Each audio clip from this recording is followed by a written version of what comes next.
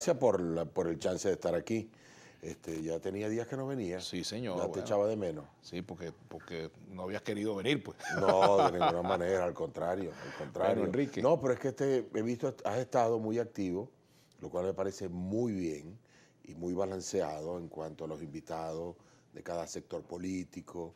Es un espacio importante. Yo creo que en esta oportunidad que la campaña se inicia, los canales de televisión y la radio tienen que hacer un esfuerzo por impulsar programas de opinión claro, para que el elector pueda escuchar los planteamientos de la oferta electoral de cada una de las corrientes políticas que van impulsándose, ¿no? Es tan importante, por eso estar aquí para mí es fundamental, porque sé que este es un espacio que ha estado siempre abierto a todas las corrientes y hoy más que nunca tiene que estarlo. Así que muchas gracias de nuevo por la gracias a ti, invitación. Enrique. Bueno, pero fíjate que a mí me gustaría tener mucho más tiempo porque las solicitudes de candidatos son muchísimas de distintas corrientes. Me gustaría tener más candidatos al oficialismo, no siempre es posible, no porque yo no quiera, sino porque, bueno, lamentablemente muchos de ellos tienen que pedir autorización para venir, etcétera, pero está abierto el programa para todos los candidatos de todas las corrientes, y creo que así debe ser en este tiempo de campaña electoral, y seguramente el canal habilitará algunos espacios adicionales para que los candidatos puedan venir, pues la mayor cantidad de candidatos, como siempre se ha hecho, a promover sus propuestas electorales, que de eso se trata una campaña electoral. Y bueno, entrando en esa materia, fíjate, Enrique, los límites, lo que se puede hacer y lo que no se puede hacer en esta campaña electoral. Bueno, la ley orgánica de procesos electorales y su reglamento establece claramente qué es lo que puede y qué es lo que no se debe hacer en campaña. Igualmente se produjo una normativa específica para la campaña que define los tiempos de publicidad en cada uno de los prestadores de servicios de comunicaciones. A grandes rasgos, la ley que aplica para esta elección es la misma que para las otras elecciones. No se puede utilizar lenguaje de odio ni descalificación en la propaganda política contra tu adversario, no se puede utilizar la imagen de tu adversario para hacer campaña a tu favor, no puedes utilizar sus colores para hacer campaña a tu favor, no puedes utilizar la imagen de niños, niñas o adolescentes para hacer campaña a tu favor o en contra de tu adversario. Es decir, son reglas que son las mismas reglas que hasta ahora han venido imperando. Ahora, los límites, por ejemplo, para los funcionarios públicos, me refiero a funcionarios del gobierno nacional, gobiernos regionales, gobiernos municipales, institutos autónomos, gente descentralizada, la administración pública, etcétera. Bueno, fíjate tú, ese es para mí el monstruo de mil cabezas. Es quizás el adversario más fuerte del equilibrio y el balance en una campaña electoral como esta. Recordemos que esta es una mega elección. Se eligen gobernadores, alcaldes, concejales y legisladores. Y por supuesto, entonces, en cada alcaldía puede haber el germen del abuso, del uso de fondos públicos, del uso de recursos del Estado en gobernaciones o el Poder Nacional abusando. Las leyes y la Constitución son muy claras. El funcionario público no puede estar al servicio de una parcialidad política, tiene que estar al servicio del Estado. Eso implica desde el presidente de la República hasta el último concejal.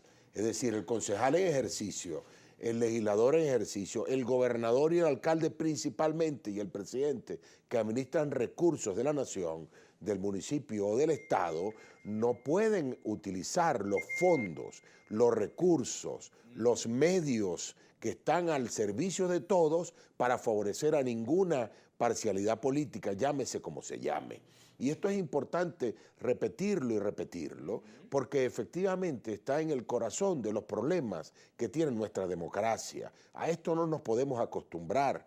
Nosotros tenemos que buscar ser cada vez mejores en esta materia y erradicar lo que es el abuso oficial en materia de campaña política, de campaña electoral. Te voy a poner un ejemplo. Tú sabes que yo, no sé si, bueno, tú eres maracucho y seguramente te gusta la salsa. Yo soy caraqueño, te gusta la gaita, a mí me gusta mucho la salsa, ¿verdad? También me gusta Y la yo salsa, también te claro, gusta. Entonces yo claro. oigo una emisora que es una emisora que 102.3, que es una emisora, bueno, comunitaria, entiendo yo, ¿verdad? Y ahí permanentemente, bueno, aparecen cuñas con Diosdado Cabello, con el presidente Chávez, el presidente Maduro y hasta el presidente Chávez, pues de cuando en cuando aparecen sus mensajes también allí, el difunto presidente Hugo Chávez.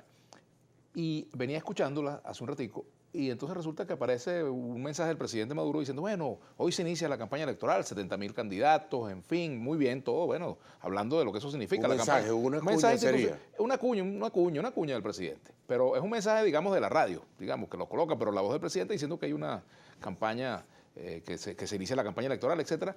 Pero entonces al terminar la información sobre la cantidad de candidatos, etcétera, todo eso, aparece una frase de Chávez, lo coloca una frase de Chávez que dice lealtad absoluta, etcétera, etcétera. Entonces, luego, pues, vemos este tipo de mensajes. ¿Hasta dónde se puede hacer eso, por ejemplo? Fíjate sin ser tú, campaña electoral. Fíjate tú. Se supone que la propaganda electoral es aquella que llama a votar por una parcialidad política. Sí, pero si por Se supone. Pero ahora, el papel del jefe del Estado es crucial. Porque esa cuña que tú escuchaste, ¿fue la cuña del jefe del Estado o del líder del PSV? No sabemos. Bueno, pero ¿cómo se desliga No de una sabemos. cosa y de la otra? No, pero es que tiene que desligarse. Ajá. Tiene que haber una línea lo suficientemente clara. Es decir, el presidente de la República, Él no deja de ser presidente en ningún momento. por hablar de él, Ajá. pero hablar del gobernador o alcalde, él puede tener sus actos oficiales, claro que los puede tener. Claro. Y esos actos no pueden confundirse con los actos de campaña. Es decir, él puede también ir a un acto de campaña, pero en el acto de campaña no puede inaugurar obras, no puede otorgar beneficios del Estado, no puede hacer nada de eso. Por supuesto que él tiene sus derechos políticos también. Lo que no puede es confundirse los dos roles, porque en el momento en que se confunde, entonces ahí hay una contradicción. Igual pasa con el gobernador que va a su reelección, por ejemplo. Y va, Pero se supone que él debe separarse a partir de hoy o de ayer. Entiendo que debían separarse de los cargos los que van a la reelección. el régimen de separación de cargos no lo obliga. Ajá. No lo obliga. De tal manera que puede seguir allí. Al gobernador. No lo obliga. No lo obliga. De tal manera que puede seguir. ¿Y qué ocurre? Entonces va a inaugurar una obra en condición de que lo hace, de gobernador. Pero se supone entonces que no puede utilizar esa obra y ese momento para decir voten por mí. O no puede decir voten por fulano o voten por Perencejo, porque hay la legislación en Venezuela no está acorde con el manejo de la reelección, lo debo decir. Es una deuda que tiene nuestra democracia también, porque se supone que si tú vas a la reelección, primero debes separarte y segundo, tiene que garantizarse que no utilice los fondos de los venezolanos o de cualquier estado o municipio para tu beneficio, porque entonces eso es una ventaja demasiado grande. El financiamiento de una campaña electoral utilizando recursos o fondos o vehículos o medios o lo que sea del Estado está penado por la ley. Sea un candidato de la oposición que va a reelegirse o sea un candidato del gobierno. Cualquiera sea. Tenemos que hacer la pausa. Cualquiera sea. Hoy los medios recogen una denuncia del rector Picón, Roberto Picón, según la cual pues funcionarios públicos utilizan redes sociales de esos organismos del Estado para la promoción de candidatos e incluso sus redes propias. Se supone que un funcionario público se debe a todos, ¿verdad? ¿Hasta qué punto hay límites con eso o no? Vamos a la pausa y volvemos con Enrique Márquez. Vamos a hablar también de la observación internacional, el Centro Carter, la Unión Europea, etcétera, etcétera. Tiempo es lo que hay. En el juego interno de cada equipo. Por mucho que yo sé que tienes tus opiniones. Bueno, como tú tienes opiniones acerca También. del árbitro. Tú Sí, tienes opiniones también. de todo y yo también. Como ciudadano, porque al fin y al cabo uno no pierde su condición de político, de analista, No, por supuesto, claro que no. de pensar en el futuro del país, de tener una inclinación particular alrededor de las cosas. Claro que sí, solo que en lo personal creo que cada funcionario público tiene que hacer lo que tiene que hacer en su función, ¿me entiendes? Yo no me tengo que meter en las funciones de otros, pero tengo que tratar de hacer mi función lo mejor posible. De eso porque se trata. si no, si todos lo hiciéramos, creo que tuviéramos un país mejor. Fíjate, Enrique, Roberto Picón, tu colega rector, Sí. ¿verdad? En el CNE ha denunciado, por ejemplo, que las redes sociales de los funcionarios se están utilizando para la promoción de candidaturas. Por ejemplo, el director del Instituto Autónomo tal cosa del Estado tal, para no nombrarlo, ¿verdad? Promueve sus candidatos por allí, etcétera. Eso, de acuerdo a la ley, a la Constitución, los funcionarios se deben a toda la población, no se deben a parcialidad política alguna. Correcto. O sea, ¿cómo se come eso Es desde el punto de vista de la norma electoral? Es correcto. La normativa electoral específica no considera la regulación de las redes sociales, es la verdad. El avance que hubo fue muy tímido y básicamente se restringe a monitorear las redes de los candidatos y los partidos para vigilar que se cumpla en sus redes la normativa de campaña, claro. Es decir, que no haya insultos, que no, la normativa de la campaña. No está incluido eso, no está incluido el tema de las redes de todo el mundo. Claro. Yo entiendo y respaldo el planteamiento que hace el rector Picón, porque obviamente los funcionarios públicos y más los de alto nivel, del presidente de la República para abajo, tienen que respetar la ley y no pueden estar confundiendo lo que es su acción de Estado con su acción política. Eso es algo que hay que vigilar y el CNE tiene que estar atento y por eso el llamado de atención que hace el rector Picón, yo lo respaldo y lo subrayo. No podemos nosotros hacernos de la vista gorda como órgano electoral frente al abuso que está en nuestras narices. Y obviamente vamos a estar denunciando y fiscalizando. El presidente del CNE en un acto hace unos días dijo una frase que a mí me parece una frase feliz. Él dijo, el CNE durante la campaña se convierte en fiscal electoral. Es decir, en detectar las posibles irregularidades o violaciones, de tal manera que es muy importante que no solamente el rector Picón o mi persona o tú, sino que todos estemos vigilantes de eso, para que nos demos cuenta efectivamente de dónde puede estar una violación, un abuso o una irregularidad y de ser posible la reportemos para procesarla. No nos podemos conformar. Nosotros, o sea, no podemos ver la violación a la ley enfrente de nosotros y no decirlo. De tal manera que el rector está haciendo lo que tiene que hacer y ese caso lo llevaremos ante la instancia correspondiente en función de que se evalúe y de ser necesario se llame la atención o se coloque una sanción, pero es fundamental entender que ese es el papel precisamente del CNE durante la campaña electoral. Fíjate, Enrique, a propósito de todo esto, la observación electoral que viene en camino, la Unión Europea, entiendo que ya viene la coordinadora de la misión electoral, la señora Santos. Entiendo que el Centro Carter ya firmaron su convenio con el CNE. Vamos a tener estos actores como parte de la observación. Está el CELAC, el Consejo de Observación Electoral en América Latina, en fin, que ha estado en otros momentos. ¿Eso realmente será un mecanismo que disuada a cualquier funcionario que quiera violar la ley? ¿Realmente esa observación va a tener peso suficiente para lograr este objetivo? ¿Cuál va a ser la diferencia entre la observación electoral y el acompañamiento? No es lo mismo que observo a decir que acompaño, ¿no? Mira, yo creo que aquí es importante que la justicia entre por casa. Y a mí me gustaría escuchar al presidente Maduro llamando la atención a todos los funcionarios públicos para que cumplan con la ley. Y yo creo que conviene al país, en el momento en que hay observación internacional, que el propio presidente llame a su gente al botón. Pero también los alcaldes que no son oficialistas, por ejemplo, son de oposición, tienen que cumplir con la ley. Entonces aquí justicia entra por casa. Pero aparte ¿Has de eso... observado tú algún funcionario de la oposición violando la ley electoral, por ejemplo, o algún alcalde gobernador? Sí, me he dado cuenta y he llamado la atención. Ahora, fíjate tú un detalle. ¿Puedes dar el ejemplo? Fíjate, no puedo, no debo, porque al fin y al cabo hubo corrección de la falla. Entonces no hace falta hacerlo. Ahora, mira tú, el proceso interno del PSV, que a mí me pareció un proceso interesante. Allí se prohibía que los que iban a la interna del PSV, que estaban en condiciones de alcaldes y gobernadores, por ejemplo, utilizaran su posición para beneficiar su candidatura. Y fueron rígidos al vigilarlo. Fueron rígidos al vigilarlo. Eso es lo que queremos para el país. Queremos que todo aquel funcionario no haga campaña a su favor o a favor de una corriente específica, sino que deje que el pueblo opine y se exprese de manera libre y no utilizar esos fondos que son de todos nosotros, de todos los venezolanos, para beneficiar a nadie. Y eso es eso es casi una... O sea, Eso me hace recordar una frase del difunto dirigente político Manuel Peñalver: no somos suizos.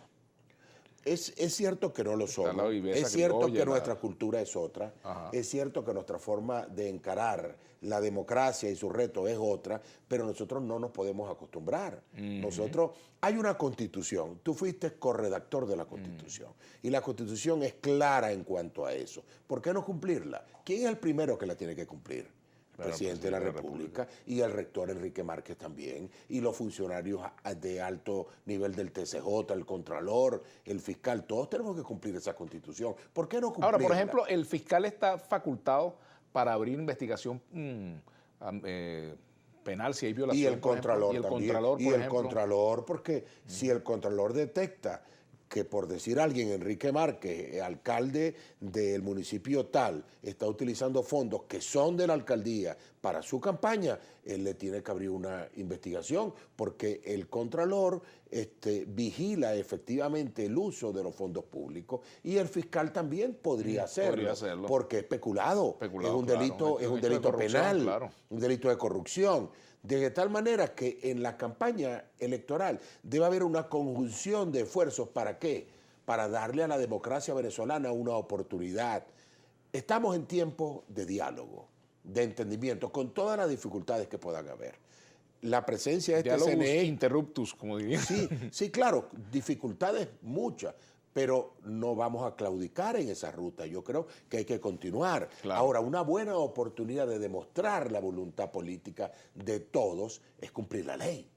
Es que si la ley existe, vamos a cumplirla todos. Ese es el sitio donde el diálogo funciona. ¿Hasta qué punto la observación internacional será un disuasivo? Y te preguntaba sobre la diferencia entre observación y acompañamiento. Mira, ¿habrá una diferencia sustancial entre lo que han hecho observadores en otros procesos que lo que van a hacer ahora, o acompañantes? Yo espero que la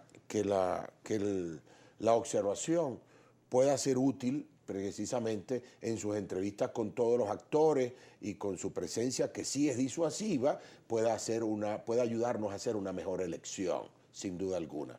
Ahora, la diferencia de términos entre acompañamiento y observación, en este caso el acuerdo administrativo con la Unión Europea permite allí 2 o 3 cosas importantes que no están en el reglamento de veeduría o de acompañamiento. Una es una libertad de movimiento, otra es inclusive libertad de declaración para el vocero oficial, otra es la... ¿Durante la campaña? Durante la campaña. Hay la y durante el día de las elecciones. Hay la oportunidad, sí, pueden hablar. Hay la oportunidad de hablar a través de un vocero, y siempre que la declaración no sea una intromisión dentro del papel del árbitro, porque hay que decirlo con claridad, es que hay un solo árbitro, que es el CNE, no hay 2 árbitros. Claro. Pero, por ejemplo, la observación puede decir, el árbitro se está haciendo el loco con tal cosa. No debería hacerlo. No debería el árbitro hacerse el loco, ni la observación decirlo. No debería la observación llamar la atención sobre cosas de ese tipo que pueden ser una visión parcial de la observación. O sea, porque en ese caso le haría un daño importante al proceso. Pero si es evidente, por ejemplo, si el día de las elecciones, Enrique, hay una violación descarada de cualquier candidato del gobierno o de la oposición a la norma, y hay personas que denuncian y el árbitro se hace el loco, la observación no puede decir nada. Yo no he visto que en otros países la observación haga eso. Bueno, tampoco lo hace. Puede hacer. No puede hacerlo. No puede presentar sus informes, puede reunirse con todo el mundo, pero no puede decir, mira, eso está mal hecho. No puede, porque ¿y quién es para decirlo? En ese caso, yo me pongo en posición de árbitro. Imagínate tú que yo estoy pitando el juego de fútbol y entonces alguien que está observando el juego viene y entonces se tira a la cancha y dice, me quita el pito y dice, mira, tú no pitaste esto y tienes que pitarlo. Mira, por cierto que me están sonando el pito aquí, que tengo que hacer la pausa. Tiempo de juego por ahora, ya venimos. Bueno, continuamos aquí en Vladimir a la Una. Fíjense, antes de continuar la entrevista con nuestro invitado de hoy, el vicepresidente del Consejo Nacional Electoral, yo quiero leer un mensaje que me envía el vicerrector administrativo de la Universidad de Carabobo, querido profesor José Ángel Ferreira, buen amigo allá de Valencia. Y fíjense lo que él me dice acá. En mi carácter de docente universitario y de ciudadano, estoy llevando a cabo una campaña cívica, institucional y democrática por el voto como candidato ganador, con beneficios tangibles para esta atribulada Venezuela urgida de porvenir como promesa. Dice el vicerrector, estoy llamando a apostar por un proceso de confianza en que sí es posible reconstruir el país, en que sí es posible recuperar nuestros valores republicanos. La república que se fraguó tras la guerra de independencia con base en las enseñanzas de Miranda y posteriormente de Bolívar, sustituían un régimen monárquico por un régimen republicano. Los principales valores de la república son su soberanía y su democracia. Entregarlo simplemente con la abstención no es el camino correcto para respetar el legado de los padres de la patria. Si yo me quedo en mi casa, estoy entregando los valores republicanos y lo que realmente tenemos que hacer es votar. Es así como mi llamado a participar en el proceso electoral no está asociado a ninguna candidatura. Es una manifestación de mi voluntad democrática de que las cosas se resuelvan electoralmente, de que tengamos la ruta del sufragio para la resolución de nuestros conflictos como país. Mi voto es por la reconstrucción de Venezuela, profesor José Ángel Ferreira, vicerrector administrativo de la Universidad de Carabobo. ¿Por qué lo dice? Porque él hizo un mensaje, hizo un video. No va a nombrar la candidatura que se aprovechó de este video, pues, y entonces lo asociaron con una candidatura sin su autorización, o sea, se burlaron de su buena fe, utilizaron de manera oportunista pues un mensaje que él envía llamando a votar y lo asociaron a una candidatura. Y por eso este mensaje del profesor José Ángel Ferreira, que está haciendo un llamado institucional. No, y tremendo mensaje, te voy a decir, muy denso, muy profundo, con el cual no puedo hacer, y gracias por leerlo, porque me parece que está bien fundamentado. Es la verdad, el voto es una institución de la república, de la democracia, y defenderlo como él lo hace, con un pleno conocimiento como lo hace. Mucha claridad democrática. Mucha claridad democrática es realmente importante, y daré las gracias de parte nuestra por ese apoyo que le está dando la institucionalidad. Me parece excelente. Aprovecha y lo haces tú por aquí. Sí, pero claro que claro sí. que Muchas gracias, profesor. Creo que su mensaje es completo, es muy denso y ya tendré la oportunidad de verle para darle las gracias personalmente. Carlos Blanco nos escribe. ¿Sabrá el invitado por qué no se hace énfasis en el proceso de votación bien documentado y en videos por los medios, sobre todo para los más jóvenes, desde que se inicia con la huella hasta los conteos y transmisión de datos, etcétera? Es importante ya que hay mucha desinformación, que es una observación. Creo que no ha habido lo suficiente observación, por ejemplo, información, y estamos en un proceso donde se induce básicamente al voto entubado. Sí. Ahorita tenemos en pleno desarrollo las ferias electorales. Hay 1000 puntos en todo el país. Hoy pasaba por uno precisamente en la Plaza Alfredo Sadel, en Baruta. Ahí están, hay 2 máquinas disponibles para que la gente se aproxime y aprenda a votar, aprenda la experiencia de cómo votar. Así está en todo el país.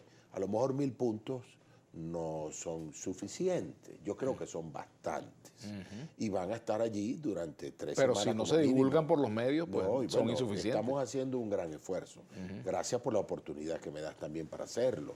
Es fundamental que la gente aprenda no solo cómo votar, sino conozca la oferta electoral.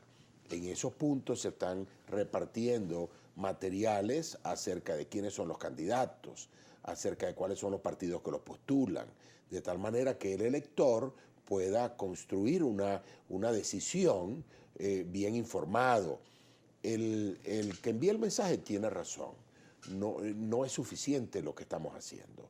Y en este caso empezaron a circular unas cuñas en televisión durante los últimos días que creo que van a ayudar mucho, donde se define toda la herradura, todos los pasos que tiene que dar el elector, la pantalla, cómo seleccionar, cómo votar. Aprovecho esta oportunidad para decir que el sistema permite votar por quien usted quiera. Es cierto que puede votar por partido, y al votar por partido selecciona la fórmula completa que presenta un partido, pero también es cierto que puede seleccionar los candidatos que usted quiera. El sistema lo permite, de tal manera que el ciudadano, cualquier ciudadano, pueda mezclar el voto como quiera entre los partidos que desee. Pero eso hay que explicarlo suficientemente, porque pasamos de la herradura a la herradera. La gente empieza a equivocarse. No, allí es importante. Ahora, si yo soy elector, hay suficientes vías para informarse. La página web del CNE, por lo menos, hay información abundante acerca de cómo votar. En las redes va a haber información durante los próximos días, también en televisión y radio. De tal manera que yo creo que también es un poco de interés. Yo llamo a que nos interesemos, a que veamos la oferta, a que busquemos aprender cómo hacerlo mejor. realmente se vota muy rápido y podemos votar por quien queramos. Esa es la verdad. Ernesto Sánchez, ¿para qué observadores entonces si no se puede decir ni opinar nada? Bueno. No, pero es que, perdón, a ti te llaman a observar algo, vas a observar. Ahora, ¿cómo invitar a un observador que viene a inmiscuirse, por ejemplo, si fuera el caso? Por eso, en el convenio administrativo que se firma con la Unión Europea se deja taxativamente claro, mira, no puede haber injerencia, y eso es algo lógico. Eso no es Venezuela, no es que el CNE venezolano está haciéndolo porque le da la gana, no, eso es en cualquier parte del mundo. Usted no puede ir a Estados Unidos a observar y hacerle un reclamo público, decir, mira, el órgano electoral está salvo que sea una cosa protuberante, por ejemplo, que haya represión contra votantes. Eso lo puede hacer un partido político. Un partido político puede salir a reclamar. Pero ellos sí pueden hacer su observación, su informe final, donde iban a señalar las irregularidades. No, pero claro, y pueden reunirse. Y en el día pueden llamar al rector, al presidente del CNE, o llamarte a ti, mira, está pasando tal cosa en el centro de votación tal lugar. Y esa es la idea. Esa es la idea. Esa es la idea, que haya interacción. Manuel Salinas dice acá, rector, se denunció al gobernador de Mérida por desvío de recursos para su campaña por ante la Contraloría Estatal. ¿Podría usted, en virtud del principio de colaboración, exhortarle al Contralor General que investigue? Bueno, si es posible que me hagan llegar la denuncia, bueno, yo la veo con mucho gusto. Hay un correo institucional que al meterse a la página web del CNE pueden enviármelo, pero tomo nota e investigo, por supuesto. Aquí la justicia tiene que ser para todos por igual. Así es. Y en Néstor ese caso Alfonso, nadie puede violarla, de hecho. Néstor Alfonso, ¿podría aclarar con precisión qué es lo que no podrán hacer los observadores? Ya lo dijo. ¿El informe que presenten tendrá que ser aprobado por el CNE como en años anteriores? No tiene por qué ser aprobado, va a ser conocido. Antes. Va a ser conocido y divulgado por la Unión Europea en este caso. Es decir, el CNE no tiene por qué aprobar ese informe. ¿Y tiene que conocerlo previamente a su divulgación? No lo conoce, claro. Lo conoce, pero no lo puede cambiar. Esa es la opinión del observador y la opinión del observador es de él. Eso fue, la última misión que vino aquí de la Unión Europea fue en el 2006. Yo tuve la oportunidad de interactuar con ellos. Ellos vinieron, estuvieron durante toda la campaña, se reunieron con todos nosotros, con todos los factores políticos, con el CNE, presentaron el informe y lo publicaron. Ahí es su opinión y nadie puede meterse en eso, igual que en el informe que presenta el Centro Carter o la misión de expertos de la ONU o cualquier otra institución que nos visite. Inclusive hay 6 organizaciones nacionales que van a ser acreditadas como observadores nacionales. Ellos también presentan informes y el CNE no puede intervenir en la opinión que ellos se hagan de ese proceso. Julio García R., por favor, eso es parte del Poder Electoral y del TCJ. Las leyes están solo hay que hacer que se cumplan. Dice aquí que transparente este rector, no entiendo por qué dice eso, ¿no? Y te pregunta aquí que si apoyarías el futuro referéndum presidencial en 2022, Jesús M. González. Eso es un derecho de aquel que lo quiere invocar. Está establecido en la Constitución, de tal manera que si se invoca, y yo creo que la institucionalidad democrática del país tiene que facilitar el ejercicio de los derechos. Por cierto que hay un tema que te voy a dejar para el regreso, porque hay muchas denuncias de que algunos candidatos oficialistas que van de candidatos a sustituir a alcaldes en algunos municipios, ya prácticamente en algunos casos supuestamente han tomado posesión o tienen control de las alcaldías después que el alcalde lo hicieron renunciar, etcétera. Me gustaría hablar de ese tema y si has tenido conocimiento de esta situación. Vamos a la pausa y ya volvemos con Enrique Márquez, vicepresidente del Consejo Nacional Electoral. Fíjate, por ejemplo, Enrique, los problemas internos de la oposición, que si se une la Alianza Democrática con la Mesa de la Unidad Democrática, pues hemos escuchado voceros desmintiendo ese contacto, pero sobre todo me llama la atención lo que dijo Bernabé Gutiérrez. No hay tiempo ya para acuerdos, pero Manuel Rosales, tu paisano, ayer sentado aquí en esa misma silla, decía que sí hay tiempo y sí hay posibilidades de llegar a algunos acuerdos en algunos lugares, ¿verdad?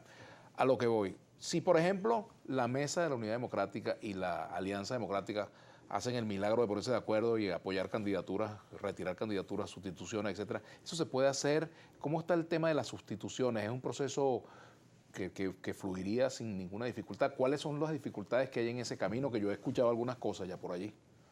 Hay dificultades. Ajá. ¿Cuáles son esas dificultades? Sí, hay dificultades. ¿Y por qué? Ajá. El cronograma electoral en sus actividades número 60 y 61 establece los tiempos para modificar las candidaturas. Ajá. Esos tiempos no se han cumplido a cabalidad. El cronograma ha estado presionado allí, fruto de las prórrogas que se dieron en el pasado para las postulaciones, que fueron prórrogas bastante dilatadas. Entonces todo se ha comprimido.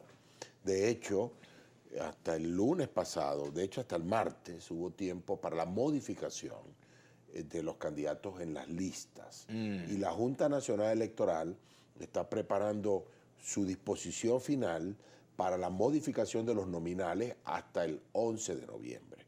De tal manera que sí hay chance para aquellos que por alguna causal establecida en la ley tengan que cambiar su candidatura, lo pueden hacer. Pero, por ejemplo, por acuerdo, si por ejemplo el candidato Sí, de lo AD pueden quiere hacer. respaldar al de... Lo pueden hacer, lo pueden al del hacer. MAS en algún Lo lugar. pueden hacer y ahí el CNE tiene preparado el mecanismo ¿Y cuáles para son las hacerlo. dificultades que hay? No, ha habido dificultades en cuanto a la continuidad para hacer esos cambios. Ha habido momentos en los cuales el sistema ha tenido que estar abierto para que los partidos hagan sus cambios y no ha estado abierto. Precisamente. ¿Y quién controla el sistema? Bueno, no, el CNE. Pero reconozco que ha habido inconvenientes técnicos precisamente por todo el volumen. ¿Son inconvenientes técnico-políticos? No son técnicos. El volumen de postulaciones es muy grande. Tiene que ver también con, como te dije, con que se fue arrastrando el tiempo de postulaciones y entonces durante un tiempo estuvo complicado la apertura del sistema. Yo espero, eso está solucionado. Estamos trabajando para que esta última etapa, que es que se permite la sustitución o modificación de postulaciones para los cargos nominales, se cumpla hasta el 11 de noviembre como está establecido en la ley. Y aquel que quiera hacer sus cambios los puede hacer. Estamos muy vigilantes de eso y trabajando técnicamente y políticamente para que esto sea así y no haya ningún impedimento para el ejercicio del derecho político de los candidatos y de los partidos. Le inhabilitaron 4 candidatos, anularon 4 candidaturas a la coalición que respalda a Antonia Muñoz en Portuguesa. ¿Qué pasó ahí? Esos fueron candidatos, hasta donde recuerdo, de un partido llamado UPP 89. Sí. Conocí bien el caso y recibí en mi oficina al coordinador nacional del partido, se llama el señor Reinaldo Quijada. Reinaldo Quijada fue candidato presidencial. Sí, señor. Yo conversé con él y le aclaré que lo que ocurrió allí, y así lo vimos en el CNE, en el directorio, fue una inhabilitación proveniente de la Contraloría General de la República en esos 4 casos. No fue que y se puede en medio de la campaña electoral producir una inhabilitación. No fue que el CNE anuló la candidatura, sino que hay una disposición mediante la cual la Contraloría lo puede hacer en cualquier momento, porque está investigando todo el tiempo. Es la verdad. Yo en lo personal no estoy de acuerdo con las inhabilitaciones por la Contraloría, lo he dicho y lo repito hoy, pero el CNE no puede dejar de considerar una carta del Contralor para una inhabilitación y por eso hubo que digamos que anular la candidatura, se prescindió, pero el partido va a poder cambiar su candidato y colocar otro, que es algo que se logró durante las próximas horas, durante las últimas horas quiero decir, de tal manera que sí, es un caso que yo creo que es censurable. Yo políticamente no estoy de acuerdo con eso. Aquí dice Manuel González Bompar, eso es como que yo te invite a un restaurante y te diga que no puedes comer ni beber, entonces ¿a qué te invité? Tendría que contarte el chiste del almuerzo virtual, pero es muy largo y no se puede contar por aquí.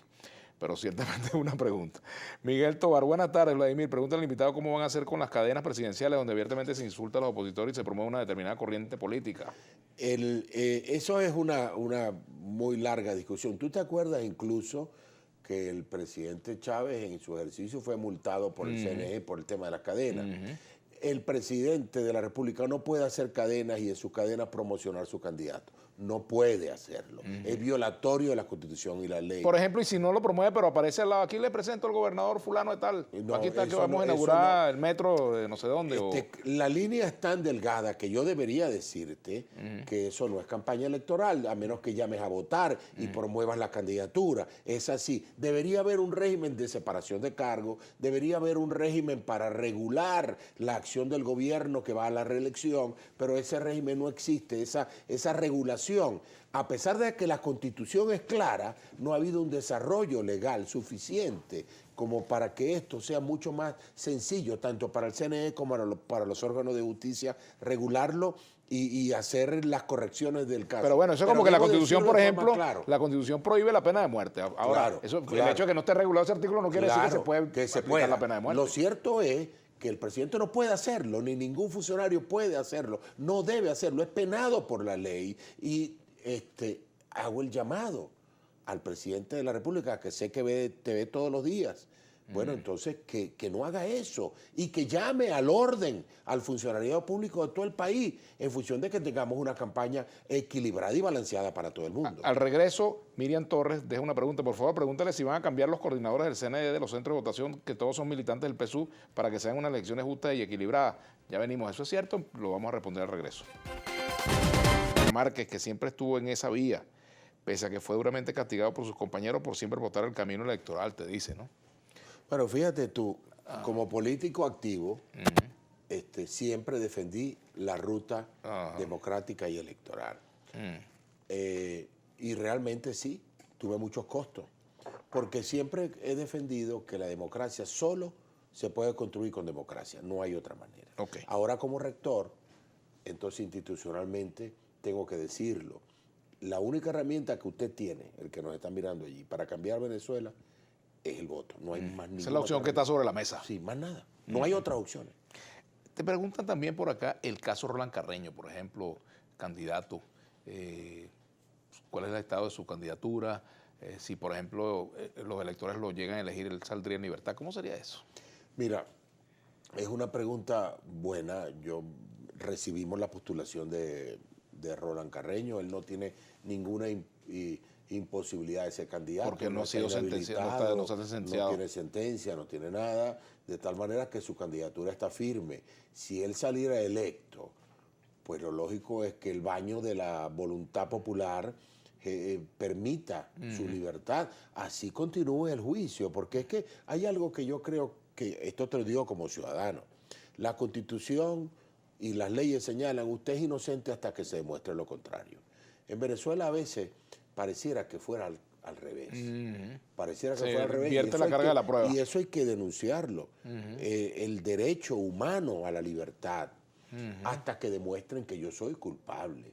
Y en este caso... Es que la Constitución tiene... Si él ganara, si el pueblo lo beneficia, a mí me gustaría verlo en ejercicio de su cargo para el cual el pueblo lo elige, si es que lo elige.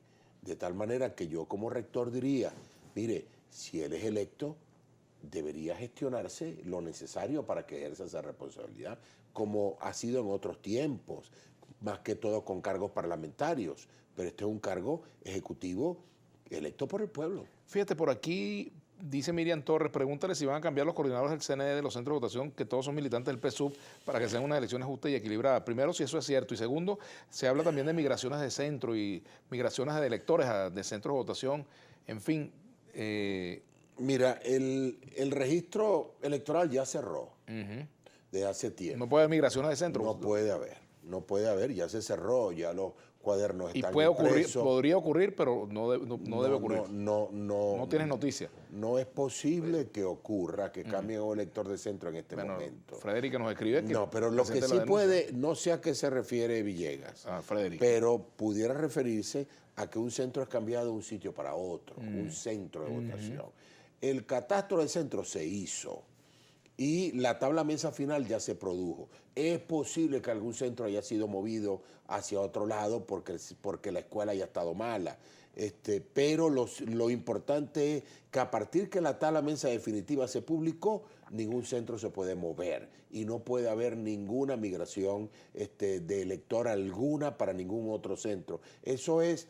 Si alguien tiene alguna denuncia, que me la haga a mis redes, que la haga a mi correo, para ayudar a solventar y a entender lo que está pasando. Y sobre el tema de los coordinadores de centro, que son del PSUV, de acuerdo a lo que denuncia Miriam Torres, que dice que no le hemos respondido. Mira, esto es una figura importante del proceso electoral.